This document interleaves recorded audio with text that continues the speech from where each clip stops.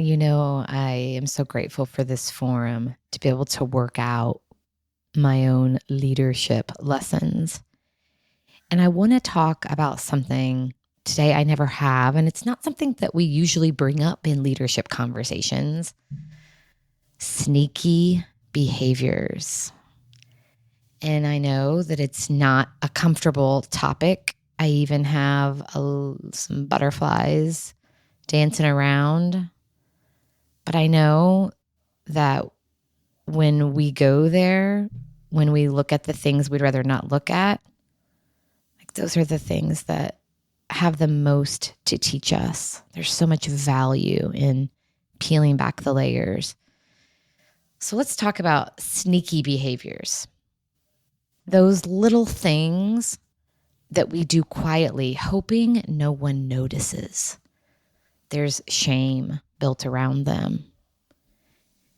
Those behaviors can reveal a lot about what's still driving us under the surface. And you may not have ever even thought about those sneaky behaviors. If the way in which you do anything tells you something about how you do everything, perhaps you should spend some time reflecting on, are there things that I do that I don't want people to know about? So here's an example, and this is the reason I wanted to talk about this today. This situation has really stuck with me.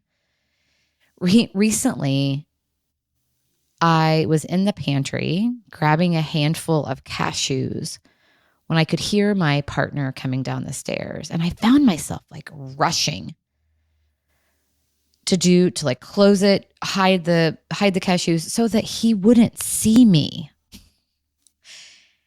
And I was like, what in the world am I doing? I am a grown-ass woman getting a handful of cashews. What is that? That sneaky behavior comes from way back.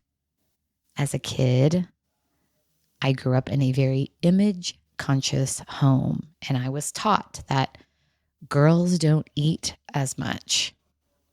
So I learned early in my life to sneak food, and it became a game, a quiet, shame-filled game. And here I am decades later, and that game is still showing up sometimes.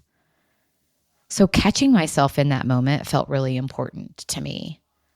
And even as I talk about it now, I feel something releasing in me.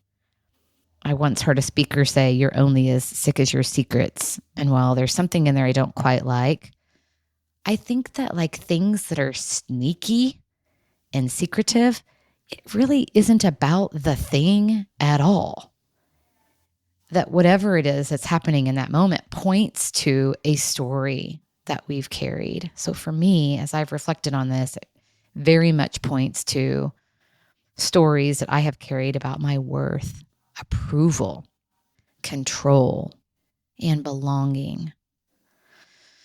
So the leadership lesson in this story, and why sneaky behaviors, because awareness starts with honesty. And when we notice the small, sneaky little things we do to avoid being seen, we have a chance to meet them with curiosity instead of judgment. And that is what transforms the old patterns into self-understanding. So pay attention to the things you do quietly, hoping that no one else will notice, and ask yourself, what might this be trying to show me about what I still believe? Awareness is the first step towards freedom, and what's a great way to take care of yourself and ultimately each other.